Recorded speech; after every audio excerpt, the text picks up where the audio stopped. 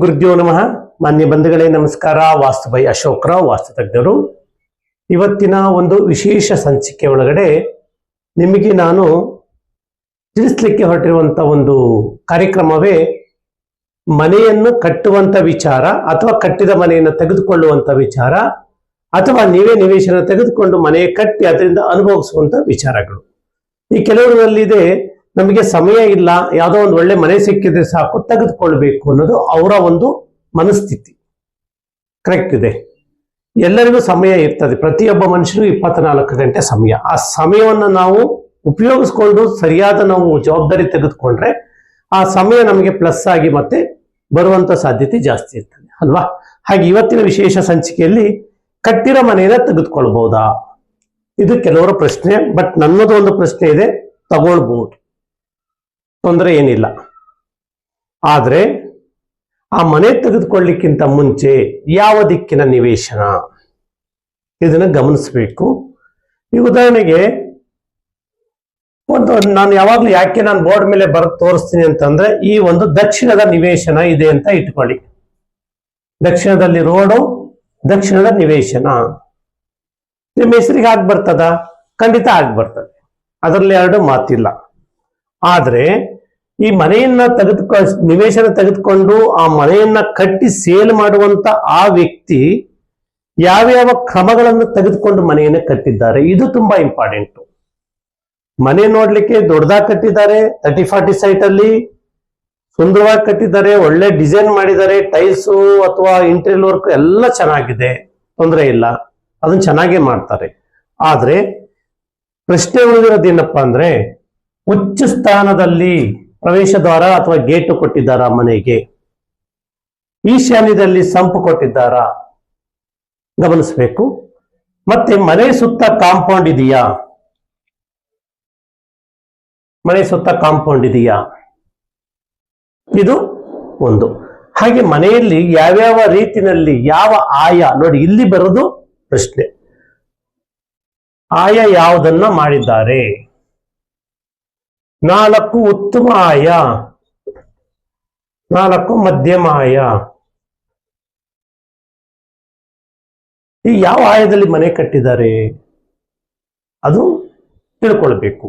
ಇವತ್ತು ಬೆಂಗಳೂರಂತ ನಗರ, ದೊಡ್ಡ ದೊಡ್ಡ ನಗರಗಳಲ್ಲಿ ನಿವೇಶನದ ಬೆಲೆ ಸ್ಕ್ವೇರ್ ಫೀಟ್ಗೆ ಎಷ್ಟೋ ಸಾವಿರಾರು ರೂಪಾಯಿ ಇದೆ. ಆದ್ರೆ 30-40 ಸೈಟ್ ಅಲ್ಲಿ ಮನೆ ಕಟ್ಟಬೇಕಾದ್ರೆ ಎಲ್ಲೋ ಜಾಗ ಅವರು ವೇಸ್ಟ್ ಮಾಡಲ್ಲ. ಯಾಕೆಂದ್ರೆ ಮನೆ ಎಷ್ಟು ದೊಡ್ಡದಾಗಿ ಬರ್ತದೋ ಅಷ್ಟು ನಮಗೆ ವ್ಯಾಲ್ಯೂ ಜಾಸ್ತಿ ಆಗುತ್ತೆ ಅನ್ನೋ ಲೆಕ್ಕಾಚಾರದಲ್ಲೇ ಮನೆ ಕಟ್ತಾರೆ. ಆದ್ರೆ ಕಟ್ಟಿ ಮಾರುವವರು ಏನ್ ಮಾಡ್ಬೋದು, 8 ಕಟ್ಬೋದು, ಅಥವಾ ದಕ್ಷಿಣ ಅಂದ್ರೆ ಸ್ವಲ್ಪ ಜಾಸ್ತಿ ಜಾಗ ಬಿಟ್ಟು ಇಲ್ಲಿ ಕಟ್ಟಿ ನೀಟಾಗಿ ಕೊಡ್ತಾರೆ. ಅದ್ರ ಬಗ್ಗೆ ಎರಡು ಡೌಟ್ ಇಲ್ಲ. ಉಚ್ಚ ಸ್ಥಾನದಲ್ಲಿ ಮೆಟ್ಲು ಕೊಟ್ಟು ನೀಚ ಸ್ಥಾನದಲ್ಲಿ ಮೆಟ್ಲು ಕೊಡದೇ ಇದ್ರೆ ಇದು ದೋಷ ಆಗುತ್ತೆ, ಇದು ನೆನಪಿಟ್ಕೊಳ್ಳಿ. ಹಾಗೆ ಉತ್ತಮ ಆಯದಲ್ಲಿ ಮನೆಯನ್ನ ಕಟ್ಟಿ ಕೊಟ್ಟಾಗ ಆ ಮನೆ ತೆಗೆದುಕೊಂಡಂತ ಆ ಮುಖ್ಯಸ್ಥ ಅಥವಾ ಮುಖ್ಯಸ್ಥಿಗೆ ಆಯುಷ್ಯ ಜಾಸ್ತಿ ಆಗುತ್ತೆ. ಮಧ್ಯಮ ಆಯದಲ್ಲಿ ಮನೆ ಕಟ್ಟಿ ಕೊಟ್ಟಿದ್ರೆ ಅನಾರೋಗ್ಯ, ಆರ್ಥಿಕ ಸಂಕಷ್ಟ. ನೀವು ಸಾಲ ಮಾಡಿ ಮನೆ ತಗೊಂಡಿರ್ತೀರಿ, ಯಾರೋ ಫುಲ್ ಕ್ಯಾಶ್ ಇಟ್ಕೊಂಡು ಮನೆ ತಗೊಂಡಿರಲ್ಲ. ಆ ಒಂದು ಅನಾರೋಗ್ಯ, ಆರ್ಥಿಕ ಸಂಕಷ್ಟ, ಕುಟುಂಬದಲ್ಲಿ ಮನಃಶಾಂತಿ ಇಲ್ಲದೆ ಇರ್ಬೋದು. ನೀವು ಒಂದು ಮನೆ ತೆಗೆದುಕೊಳ್ಬೇಕು, ಒಂದು 3 ಫ್ಲೋರ್ 4 ಫ್ಲೋರ್ ಮನೆ 30-40 ಸೈಟ್ ಒಳಗೆ ಅಂದ್ರೆ ಕಡಿಮೆ ಅಂದ್ರೆ ಒಂದು ಹತ್ರ 1.5 ಕೋಟಿ ಇರ್ತದೆ ಅಂತ ಇಟ್ಕೊಳ್ಳೋಣ. ನಿಮ್ಮ ಹತ್ರ ಒಂದು 50 ಲಕ್ಷ ಇದೆ ಕ್ಯಾಶು, ಯಾವ್ದೋ ನೀವು ರಿಟೈರ್ಡ್ ಆಗಿದ್ದು ಅಥವಾ ನೀವು ಗಳಿಸಿ ಉಳಿಸಿದ್ದು, ಇನ್ನೊಂದು ಹತ್ರ 1 ಕೋಟಿ ಸಾಲ ಮಾಡಿ ಮನೆ ತೆಗೆದುಕೊಳ್ತೀರಿ. ಈ 1 ಕೋಟಿ ತೀರ್ಸೋಷ್ಟರಲ್ಲಿ ನಿಮಗೊಂದು 20-25 ವರ್ಷ ಅಥವಾ 30 ವರ್ಷಕ್ಕೆ ಅವರು ನಿಮಗೆ ಬ್ಯಾಂಕರ್ ಲೋನ್ ಕೊಟ್ಟಿರ್ತಾರೆ. ಅದು ತೀರ್ಸೋಷ್ಟರಲ್ಲಿ ಇಲ್ಲಿ ನಿಮಗೆ ವಯಸ್ಸು ಆಗ್ತಾ ಇರ್ತದೆ. ನಂತರ ನೀವು ಇಲ್ಲಿ ಸುಖಗಳನ್ನು ಅನುಭವಿಸಕ್ ಆಗದೆ ಇದ್ರೆ, ಹಾಗಾಗಿ ಉತ್ತಮ ಆಯದಲ್ಲಿ ಮನೆ ಕಟ್ಟಿದ್ರೆ ನೀವು ಹಣವನ್ನು ಸಾಲವನ್ನು ಬೇಗ ತೀರಿಸ್ಕೊಳ್ಬಹುದು, ನೀವು ಹ್ಯಾಪಿಯಾಗಿರ್ಬೋದು, ಕುಟುಂಬದಲ್ಲಿ ಚೆನ್ನಾಗಿರ್ಬೋದು. ಇದು ಒಂದನೇ ಪ್ರಶ್ನೆ. ಒಂದು ವೇಳೆ ಇಲ್ಲಿ ಲೋಪದೋಷಗಳಾಗಿದ್ರೆ ಯಾವ ಆಯ ಅಂತ ಯಾರಿಗೆ ಕಂಡುಹಿಡಿಯಕ್ಕಾಗತ್ತೆ? ಆದ್ರೆ ಆ ಆಯದ ಪ್ಲಾನ್ ಇರಬೇಕು. ಈ ಮನೆ ಕಟ್ಟಿ ಕೊಡುವಂತ ವ್ಯಕ್ತಿ ಹತ್ರ ಆಯದ ಪ್ಲಾನ್ ಇರಬೇಕು. ಯಾವ ಆಯ ಮಾಡಿದ್ದಾರೆ ಅದು ಮೆಜರ್ಮೆಂಟ್ ಇರ್ತದೆ, ಅದನ್ನ ತಿಳ್ಕೊಳ್ಬೇಕು. ಫಸ್ಟ್ ಆಯ ಸರಿಯಾಗಿತ್ತು ಅಂದ್ರೆ ಆ ಮನೆಯಲ್ಲಿ ವಾಸ ಮಾಡುವವರ ಆಯುಷ್ಯು ಚೆನ್ನಾಗಿರ್ತದೆ. ಕೊನೆ ಪಕ್ಷ ಒಬ್ಬ ಮನುಷ್ಯನಿಗೆ 100 ವರ್ಷ ಆಯುಷ್ ಅಂತ ಇಟ್ಕೊಳ್ಳಿ, ಕೊನೆ ಪಕ್ಷ ಒಂದು 75, 80, 85, 90 ವರ್ಷ ಚೆನ್ನಾಗಿ ಬದುಕಿ ಹೋಗ್ಬೇಕು. ಯಾಕೆಂದ್ರೆ ಆಯ ಸರಿಯಾಗಿತ್ತು ಅಂದ್ರೆ ನಿಮ್ಮ ಆರೋಗ್ಯನೂ ಚೆನ್ನಾಗಿರ್ತದೆ, ನಿಮಗೆ ಆಯುಷು ಜಾಸ್ತಿ ಆಗುತ್ತೆ. ಇದು ಗಣಿತಶಾಸ್ತ್ರದ ನಿಯಮ, ಆಯಶಾಸ್ತ್ರದಲ್ಲಿ ಬರುವಂತ ನಿಯಮ. ವಾಸ್ತು ಚೆನ್ನಾಗಿದೆ ಅಂದ್ರೆ ನೀವು ಗಳಿಸಿದಂತ ಸಂಪತ್ತು, ಹಣ ಇರ್ಬೋದು, ಐಶ್ವರ್ಯ ಇರ್ಬೋದು, ಆಸ್ತಿ ಇರ್ಬೋದು, ನಿಮ್ಮ ದೇಹವನ್ನ ಚೆನ್ನಾಗಿ ಸಂರಕ್ಷಣೆ ಮಾಡ್ಕೊಳ್ಳೋದು ಒಂದು ಐಶ್ವರ್ಯನೇ. ಯಾಕೆಂದ್ರೆ ಮಾನವನ ದೇಹಕ್ಕೆ ಬೆಲೆ ಕಟ್ಟಲಿಕ್ಕೆ ಆಗೋದಿಲ್ಲ, ಯಾಕೆಂದ್ರೆ ಅದು ಭಗವಂತ ಸೃಷ್ಟಿ ಮಾಡಿ ಕಳಿಸಿರೋದು. ಹಾಗೆ ನಿಮ್ಮ ಮಕ್ಕಳ ಭವಿಷ್ಯ ಚೆನ್ನಾಗಿದೆಯಾ, ನೀವು ಗಳಿಸಿದಂತ ಸಂಪತ್ತು ನೀವು ಅನುಭವಿಸಿದ್ರಾ, ಇದು ಇಂಪಾರ್ಟೆಂಟ್ ಆಗುತ್ತೆ. ಆಯಾ ನಿಮ್ಮ ಆಯುಷ್ಯನ್ನು ನಿರ್ಧಾರ ಮಾಡಿದ್ರೆ ವಾಸ್ತು ಇಡೀ ನಿಮ್ಮ ಜೀವನವನ್ನು ನಿರ್ಧಾರ ಮಾಡುತ್ತೆ. ಇಷ್ಟು ಸಾಕ? ಇಲ್ಲ. ನೆಕ್ಸ್ಟ್ ಬರೋಣ, ವಂಶಾಭಿವೃದ್ಧಿ. ಯಾಕೆಂತಂದ್ರೆ ಈ ಮನೆಯಲ್ಲಿ ಆಯ ಸಮ್ಮತವಾಗಿದೆ, ವಾಸ್ತು ಸಮ್ಮತವಾಗಿದೆ, ದಿಕ್ಕಿಗೆ ಅನುಗುಣವಾಗಿದೆ ನಿವೇಶನ, ಮನೆಯಲ್ಲಿ ತುಂಬಾ ಹ್ಯಾಪಿನೆಸ್ ಅನಿಸ್ತಾ ಇದೆ. ಹಾಗೆ ನಿಮಗೆ ಎಲ್ಲಾ ಫಲಗಳನ್ನು ಪ್ರಾಪ್ತಿ ಮಾಡ್ತಾರೆ ಭಗವಂತ. ಹಾಗೆ ನಿಮ್ಮ ಮುಂದೆ ವಂಶಾಭಿವೃದ್ಧಿಗೆ ಬರೋಣ. ಕೆಲವರು ಅಂತಾರೆ ಇಲ್ಲಿ 100 ವರ್ಷ ಬದುಕಿರ್ಬೇಕನಪ್ಪ, ಇರೋವರೆಗೂ ಚೆನ್ನಾಗಿದ್ದೋಗ ನಡೆಯೋ ಅಂತಾರೆ. ಬಟ್ ಹಾಗಾಗೋದಿಲ್ಲ. ಯಾಕೆಂತಂದ್ರೆ ನಾವು ಮನುಷ್ಯನಾಗಿ ಹುಟ್ಟಿದ ಮೇಲೆ ನಾವೇನೋ ಒಂದು ಕೊಟ್ಟು ಹೋಗ್ಬೇಕು ಪಂಚಭೂತಗಳಿಗೆ. ನಿಮ್ಮ ವಂಶಾಭಿವೃದ್ಧಿ ಆಗ್ಬೇಕು, ನಿಮ್ಮದೇ ಒಂದು ಬೆಳವಣಿಗೆ ಬೆಳ್ಕೊಂಡು ಹೋಗ್ಬೇಕು. ಹಾಗಾಗಿ ವಾಸ ಮಾಡುವಂತ ಮನೆಯನ್ನ ಬಹಳ ಸೂಕ್ಷ್ಮವಾಗಿ ಗಮನಿಸಿ ಮನೆ ಕಟ್ಟಿ. ಯಾಕೆ ಈ ಮಾತನ್ನ ನಾನು ಒತ್ತಿ ಒತ್ತಿ ಹೇಳ್ತಾ ಇದ್ದೀನಿ ಅಂದ್ರೆ, ಇವತ್ತು ನಾನಿದ್ದೀನಿ ಅಂದ್ರೆ ನನ್ನ ವಂಶೋದ್ಧಾರಕರು ಯಾರೋ ಇದ್ದಾರೆ, ಮುಂದೆ ನನ್ನ ವಂಶವನ್ನು ಬೆಳಗಲಿಕ್ಕೆ ನನ್ನ ಮಗ ಇದ್ದಾನೆ. ಹಾಗೆ ಎಷ್ಟೋ ಜನಕ್ಕೆ ಗಂಡು ಮಕ್ಕಳು ಆಗ್ತಿರಲ್ಲ. ಯಾಕಿರ್ಬೋದು? ಏನೋ ಲೋಪದೋಷಗಳಿದ್ದಾಗ ಆಗೋದಿಲ್ಲ. ಅದನ್ನು ಸರಿ ಮಾಡ್ಕೊಳ್ಳಿಕ್ಕೆ ಅವಕಾಶ ಇಲ್ವಾ? ನೀವು ಹುಡುಕಿ ಅದನ್ನ ನಂಬಿ ಅದಕ್ಕೆ ಒಂದು ಪ್ರಯತ್ನ ಪಟ್ಟರೆ ಖಂಡಿತ ಆಗತ್ತೆ. ನೋಡಿ, ನಾನೊಂದು ಮಾತು ಹೇಳ್ತೀನಿ. ದಕ್ಷಿಣದ ನಿವೇಶನ ಇದೆ, ಉತ್ತರದ ನಿವೇಶನ ಇದೆ. ಇದು ಹೆಣ್ಣು ಮಕ್ಕಳ ಮೇಲೆ ವಿಶೇಷವಾದಂಥ ಪ್ರಭಾವವನ್ನು ಬೀರ್ತದೆ. ಪೂರ್ವದ ನಿವೇಶನ, ದಿಕ್ಕಿನ ನಿವೇಶನ ಇದೆ, ಪಶ್ಚಿಮ ದಿಕ್ಕಿನ ನಿವೇಶನ ಇದೆ. ಇದು ಗಂಡು ಮಕ್ಕಳ ಮೇಲೆ ವಿಶೇಷವಾದಂಥ ಪ್ರಭಾವವನ್ನು ಬೀರ್ತದೆ. ಆದರೆ ಇಲ್ಲಿ ಹೆಣ್ಣು ಗಂಡು ಇಬ್ರು ಸರಿಸಮಾನವಾಗಿ ಬದುಕಬೇಕು. ಹೆಣ್ಣಿಲ್ದೆ ಗಂಡು ಬದುಕಕ್ಕಾಗಲ್ಲ, ಗಂಡಿಲ್ದೆ ಹೆಣ್ಣು ಬದುಕಕ್ಕಾಗಲ್ಲ. ಒಂದು ಎಕ್ಸಾಂಪಲ್ ಹೇಳ್ತೀನಿ. ಗಂಡ ಹೆಂಡತಿ ಚೆನ್ನಾಗಿದ್ರು, ಏನೋ ಅಕಸ್ಮಾತ್ ಇಲ್ಲಿ ಲೋಪದೋಷಗಳು ಅಥವಾ ಅವ್ರ ಆಯುಷ್ಯ ಎಷ್ಟಿದೆಯೋ ಗೊತ್ತಿಲ್ಲ. ಆಯುಷ್ಯನ ನಾವು ಯಾರು ಕೇಳ್ಕೊಂಡು ಬಂದಿಲ್ಲ. ಆದ್ರೆ ಭಗವಂತನ ಒಂದು ಮಹಿಮೆ ಏನಪ್ಪಾ ಅಂದ್ರೆ, ಪ್ರತಿಯೊಬ್ಬ ಮನುಷ್ಯನಿಗೂ 100 ವರ್ಷ ಆಯುಷ್ ಅಂತ ಅದು ಇತಿಹಾಸದಲ್ಲೇ ಇದೆ, ಅಥವಾ ನಮ್ಮ ಒಂದು ಶಾಸ್ತ್ರದಲ್ಲೇ ಇದೆ. ಹೇಗೆ ಅದನ್ನು ಯಾಕೆ ಅಕಾಲಿಕ ಮರಣಗಳನ್ನು ಹೊಂದುತ್ತಾರೆ, ಅನಾರೋಗ್ಯದಿಂದ ಮರಣಗಳನ್ನು ಹೊಂದುತ್ತಾರೆ? ಒಂದು ವೇಳೆ ಆ ಮನೆಯ ಹೆಣ್ಣು ಮಗಳು ಬೇಗ ಸತ್ತೋದ್ರು ಅಂತ ಇಟ್ಕೊಳ್ಳಿ, ಆ ಮನೆಯ ಮುಖ್ಯಸ್ಥನಿಗೆ ನೆಮ್ಮದಿ ಜೀವನ ಮಾಡ್ಲಿಕ್ಕೆ ಆಗ್ತಿರಲ್ಲ. ಯಾಕೆಂದ್ರೆ ಕಷ್ಟ ಇರ್ಲಿ ಸುಖ ಇರ್ಲಿ ಈ ಹೆಂಡತಿ ಜೊತೆನೆ ಹಂಚ್ಕೊಳ್ಬೇಕು. ಅದು ಬಿಟ್ಟು ಬೇರೆ ಹತ್ರ ಹಂಚ್ಕೊಳಕ್ ಆಗಲ್ಲ. ನಿಮ್ಮ ಮಕ್ಕಳಿರ್ಬೋದು, ನಿಮ್ಮ ಹೆಣ್ಮಕ್ಳಿರ್ಬೋದು, ಅಥವಾ ನಿಮ್ಮವ್ರು ಯಾರೇ ಇರ್ಬೋದು, ಬಟ್ ಹೆಂಡತಿ ಜೊತೆ ಹಂಚ್ಕೊಂಡಷ್ಟು ಸಂತೋಷ ಬೇರೆಯವ್ರ ಜೊತೆ ಸಂತೋಷ ಹಂಚ್ಕೊಳ್ಲಿಕ್ಕೆ ಆಗಲ್ಲ. ಮಾತಿನ ವಿಚಾರಕ್ಕೆ ಬಂದಾಗ ಈ ವಿಚಾರದಲ್ಲಿ ನಾನು ಹೇಳೋದೇನಪ್ಪ ಅಂದ್ರೆ, ಹೆಂಡತಿ ಬೇಗ ಹೊರಟೋದು ಅಂದ್ರೆ ಈಗ ಗಂಡು ನರಳಿ ಕೊರಗಿ ಸಾಯ್ತಾರೆ. ಅದೇ ಇವರ ಕರ್ಮ, ಗತ ಜನ್ಮದ ಕರ್ಮ. ಈ ಜನ್ಮದಲ್ಲಿ ಹೆಂಡತಿಯಾಗಿ ಬಂದು ಅವ್ರಿಗೆ ನೋವನ್ನ ಕೊಟ್ಟು ಅವ್ರನ್ನ ಅಗಲಿ ಹೋಗೋದು, ಇದು ಕರ್ಮ ಅಂತ ಹೇಳ್ತಾರೆ. ಹಾಗೆ ಗತ ಜನ್ಮದ ಶತ್ರು ಈ ಒಂದು ಹೆಣ್ಣಿಗೆ ಗಂಡನಾಗಿ ಬಂದು ಅಥವಾ ಗಂಡ ಬೇಗ ಹೋದಾಗ ಇವರು ಸಹ ನರಳಬೇಕಾದಂತ ಪರಿಸ್ಥಿತಿ. ಹಾಗಿದ್ದಾಗ ನಾನು ವಿಶೇಷವಾಗಿ ಹೇಳುದು ಬಂಧುಗಳೇ, ನೀವೆಷ್ಟು ಕೋಟಿ ದುಡಿದ್ರಿ, ಎಷ್ಟು ಸಾವಿರಾರು ಕೋಟಿ ಆಸ್ತಿ ಮಾಡಿದ್ರಿ, ಅದೆಲ್ಲ ಇಂಪಾರ್ಟೆಂಟ್. ಹೇಗೆ ನಿಮ್ಮ ಮನೆಯಲ್ಲಿ ನೀವು ಜೀವನವನ್ನ ಮಾಡಿದ್ರಿ, ನೀವು ಮತ್ತೆ ನಿಮ್ಮ ಫ್ಯಾಮಿಲಿ, ನಿಮ್ಮ ಮಕ್ಕಳು, ನಿಮ್ಮ ಮೊಮ್ಮಕ್ಕಳು, ಮರಿಮಕ್ಕಳು, ವಂಶ. ಯಾಕೆಂದ್ರೆ ಪ್ರತಿಯೊಬ್ಬರಿಗೂ ಆಸೆ ಇರ್ತದೆ, ನನಗೊಂದು ಹೆಣ್ಣು ಮಗು ಬೇಕು, ಒಂದು ಗಂಡು ಮಗು ಬೇಕು. ಯಾಕೆಂದ್ರೆ ನಾವೊಂದು ಹೆಣ್ಣು ನೆತ್ತಿ ಇನ್ನೊಬ್ಬರ ಮನೆ ವಂಶೋದ್ಧಾರ ಮಾಡಿದ್ದಾಗ ನಮ್ಮ ಮನೆಗೆ ಗಂಡು ಮಗು ಇರೋಂಥ ಮನೆಗೆ ಬರುವವರು ನಮ್ಮ ವಂಶವನ್ನು ಉದ್ಧಾರ ಮಾಡಲಿಕ್ಕೆ ಒಂದು ಹೆಣ್ಣನ್ನು ನಾವು ತರಲಿಕ್ಕೆ ಬೇಕು. ಈ ವಿಚಾರವಾಗಿ ನಾನು ಯಾಕೆ ಹೇಳ್ತೇನೆ ಅಂದ್ರೆ, ದಕ್ಷಿಣದ ನಿವೇಶನದ ಸೈಟ್ ಇದೆ ಅಂತ ಅಂದಾಗ, ರಸ್ತೆ ಅಥವಾ ಪ್ರವೇಶ ದ್ವಾರ ಇದೆ ಅಂದಾಗ, ಪೂರ್ವದಲ್ಲಿ ಅವಕಾಶ ಇದ್ದು ಇಲ್ಲಿ ಪ್ಯಾಸೇಜ್ ಮಾಡಿಕೊಂಡು ಇಲ್ಲಿ ಪೂರ್ವದಲ್ಲಿ ಒಂದು ಪ್ರವೇಶ ದ್ವಾರ ಇರಬೇಕು. ಅದು ಗಂಡು ಸಂತಾನ ಅಭಿವೃದ್ಧಿಗೆ. ಒಂದು ಹೆಣ್ಣು ಸಂತಾನದ ಮೇಲೆ ಅಭಿವೃದ್ಧಿ ಆಯಿತು ಅಂದ್ರೆ ಒಂದು ಗಂಡು ಸಂತಾನ ಅಭಿವೃದ್ಧಿ. ಯಾಕೆಂದ್ರೆ ನಾವು ದೊಡ್ಡವರನ್ನೆಲ್ಲ ನೋಡಿದ್ದೀವಿ, ಬೇಕಾದಷ್ಟು ಆಸ್ತಿ ಇದೆ, ಅಧಿಕಾರ ಇದೆ, ಐಶ್ವರ್ಯ ಇದೆ, ಸಂತಾನ ಭಾಗ್ಯನೇ ಇರೋದಿಲ್ಲ. ವಂಶಾಭಿವೃದ್ಧಿನೇ ಆಗೋದಿಲ್ಲ, ವಂಶವೇ ಇರೋದಿಲ್ಲ.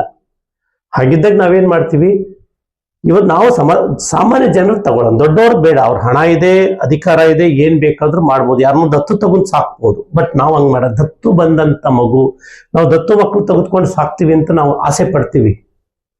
ಆದ್ರೆ ಮುಂದೆ ಒಂದು ದಿವಸ ಅವರು ನಮ್ಮ ಒಂದು ಸ್ವಂತ ರಕ್ತ ಆಗೋದಿಲ್ಲ. ಹಾಗಿದ್ದಾಗ ಮನೆ ಕಟ್ಟುವಂತ ವಿಚಾರದಲ್ಲಿ ಆತರ ಬೇಡ.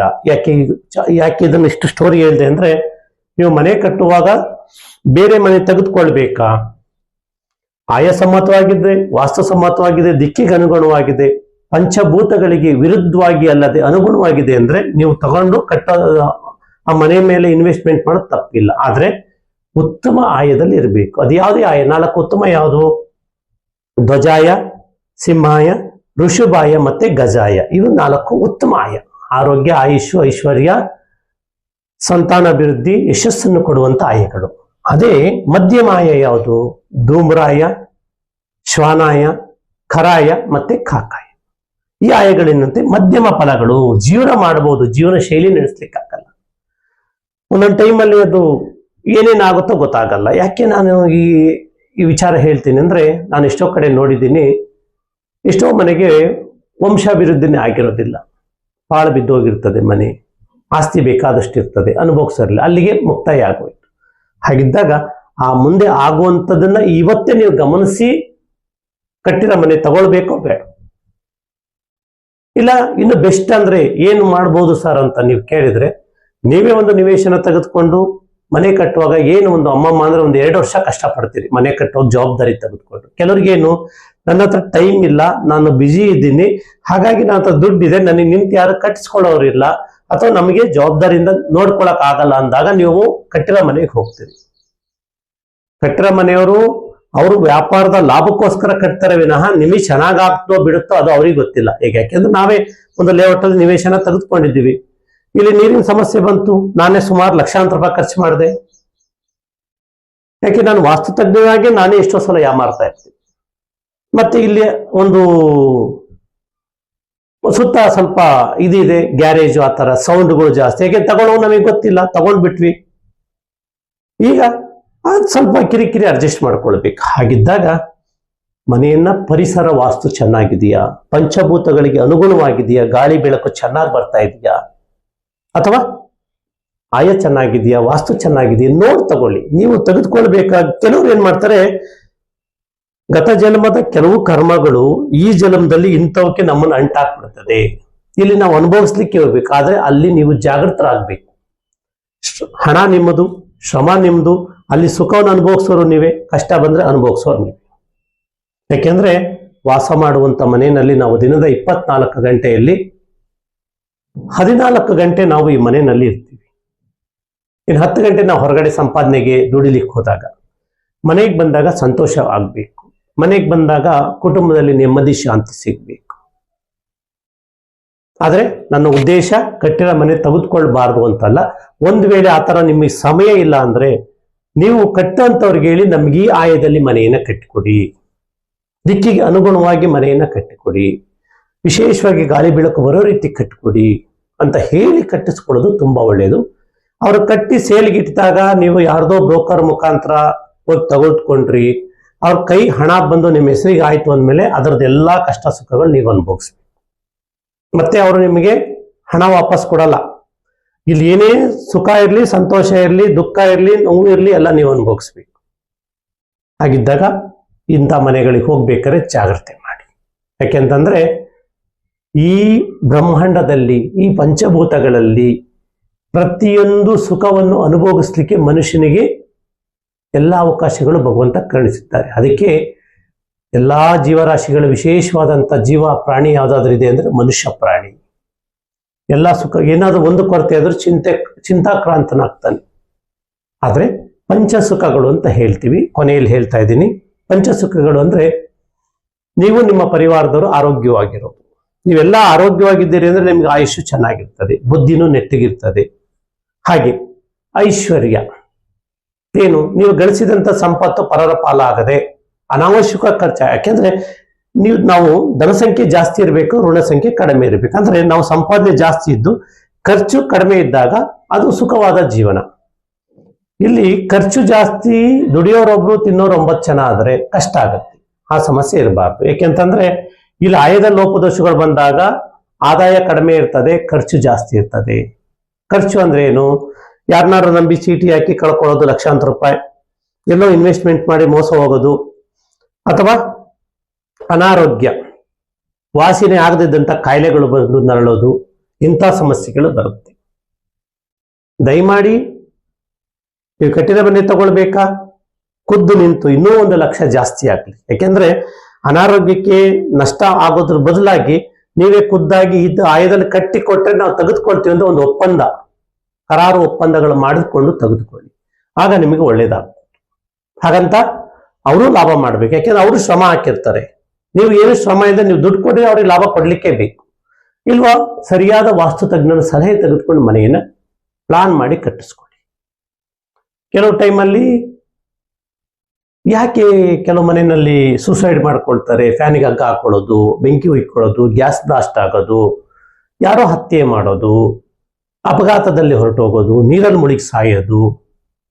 ಈ ಮನೆಗಳಲ್ಲಿ, ಇಂಥ ಮನೆಗಳಲ್ಲಿ ಲೋಪದೋಷಗಳಿದ್ದಾಗ ಅವರಿಗೆ ಆಯುಷ್ಯ ಅಂದ್ರೆ ಯಾರನ್ನಾರೊಬ್ರು ಬಲಿ ಪಡ್ಕೊಳ್ಳಿಕ್ಕೆ ಬೇಕು, ಯಾವ್ದಾದ್ರು ರೂಪದಲ್ಲಿ. ಇಂಥ ಒಂದು ಅನಾಹುತಗಳಿಂದ ನೀವು ರಕ್ಷಿಸ್ಕೊಳ್ಬಹುದು ಅಂತಂದ್ರೆ ನೀವು ನಂಬಬೇಕಾಗಿದ್ದು ನಿಜವಾದ ಆಯಾ ವಾಸ್ತು ಮತ್ತೆ ದಿಕ್ಕಿಗೆ ಅನುಗುಣವಾಗಿ, ವಿಶೇಷವಾಗಿ ರಾಜಯೋಗದಲ್ಲಿ ಆ ಭೂಮಿ ಪೂಜೆಯನ್ನು ಮಾಡಿ ಆ ಭೂಮಿಗೆ ಬೇಕಾದಂಥ ಆಹುತಿಯನ್ನು, ಬಲಿಯನ್ನ ಕೊಟ್ಟು ಉತ್ತಮ ರಾಜಯೋಗದಲ್ಲಿ ಮಾಡಿದ್ದಾರೆ ಇಲ್ವಂತ ಅದನ್ನು ತಿಳ್ಕೊಳ್ಬೇಕು. ಹಾಗೆ ವಿಶೇಷವಾಗಿ ಧನಸಂಖ್ಯೆ ಹೆಚ್ಚಿರಬೇಕು, ಋಣಸಂಖ್ಯೆ ಕಡಿಮೆ ಇರಬೇಕು, ಆ ಮನೆಗೆ ಒಬ್ಬ ದಿಕ್ಪಾಲಕರು ಇರಬೇಕು, ಆ ಮನೆಗೆ ಆಯುಷ್ ಇರಬೇಕು. ಮತ್ತೆ ಇನ್ನೆಷ್ಟೇ ಅಲ್ಲ, ಇದು 4 ಸರಿಯಾಗಿದ್ರೆ ಇನ್ನೆಲ್ಲ ಪ್ಲಸ್ ಆಗಿ ಬರ್ತದೆ. ಇದನ್ನು ಗಮನದಲ್ಲಿಟ್ಟು ಮನೆಯನ್ನ ತೆಗೆದುಕೊಳ್ಳಿ ಅಂತ ಹೇಳ್ತಾ, ಈ ಸಂಚಿಕೆ ಯಾರಿಗೆ ಇಷ್ಟವಾಯಿತು ನೋಡಿ, ನಿಮ್ಮವರಿಗೂ ಶೇರ್ ಮಾಡಿ, ಡಿಸ್ಕಷನ್ ಮಾಡಿ, ನನ್ನನ್ನು ಸಂಪರ್ಕ ಮಾಡಿ. ನಾನು ಯಾರಿಗೂ ಫೀಸನ್ನ ತಗೊಳ್ಳೋದಿಲ್ಲ. ನಿಮ್ಗೆ ಏನಾದ್ರೂ ಮಾಹಿತಿ ಬೇಕಾದ್ರೆ ನಾನು ಉಚಿತವಾಗಿ ಮಾಹಿತಿ ಕೊಡ್ತೀನಿ. ಉಚಿತವಾಗಿ ಜೂಮ್ ಸೆಷನ್ ಅಲ್ಲಿ ಕ್ಲಾಸ್ ಮಾಡ್ತೀನಿ ಮುಂದೆ ಬರ್ತಾ ಸ್ವಲ್ಪ ದಿವಸ ಆದ್ಮೇಲೆ. ಅಥವಾ ನಿಮ್ಗೆ ಯಾರಿಗಾರು ಜಾಗಕ್ಕೆ ವಿಸಿಟ್ ಕೊಡಬೇಕು ಅಂತಂದ್ರೆ ಅದಕ್ಕೆ ನಮಗೆ ಚಾರ್ಜಸ್ ಮಾಡೇ ಮಾಡ್ತೀವಿ. ಯಾಕೆಂದ್ರೆ ನನ್ನ ಕೆಲಸವನ್ನ ಬಿಟ್ಟು ನಾನು ಬಂದು ಅದ್ರ ಬಗ್ಗೆ ನಿಮ್ಗೆ ಅರ್ಥ ಮಾಡಿಸ್ಬೇಕು. ಯಾಕೆಂದ್ರೆ ನಾನು ಯಾವ್ದೇ ಮನೆಗೆ ಒಂದು ಸೈಟ್ ವಿಸಿಟ್ಗೆ ಹೋಗ್ಲಿ, ಮನೆಯನ್ನು ವಾಸ್ತು ನೋಡ್ಲಿಕ್ಕೆ ಹೋಗ್ಲಿ, ಫಸ್ಟ್ ಅವರ ಪರಿವಾರ ಇರಬೇಕು. ಅವರ ಗಂಡ ಹೆಂಡತಿ ಮೇನ್ ಡಿಸಿಷನ್ ಮೇಕರ್ ಇರಬೇಕು. ಒಂದ್ ವೇಳೆ ಅವರಿಬ್ಬರಿದ್ರೆ ನಾವು ಅದ್ರ ಬಗ್ಗೆ ನೀಟಾಗಿ ಅರ್ಥ ಮಾಡಿಸ್ತೀವಿ. ಹಾಗಂತ ಹೇಳ್ತಾ ಈ ಸಂಚಿಕೆ ನಿಮ್ಗೆ ಇಷ್ಟವಾಗಿದೆ ಅಂದ್ಕೊಂಡಿರ್ತೀನಿ. ಲೈಕ್ ಮಾಡಿ, ಶೇರ್ ಮಾಡಿ, ಸಬ್ಸ್ಕ್ರೈಬ್ ಮಾಡ್ಕೊಳ್ಳೋದು ಮರಿಬೇಡಿ. ಹಾಗೆ ಹೊಸ ಒಂದು ಕಾರ್ಯಕ್ರಮವನ್ನು ನಾನು ಕೊಡ್ತಾ ಬರ್ತೀನಿ ಅಂತ ಹೇಳ್ತಾ ಎಲ್ಲರಿಗೂ ನಮಸ್ಕಾರ, ಧನ್ಯವಾದ.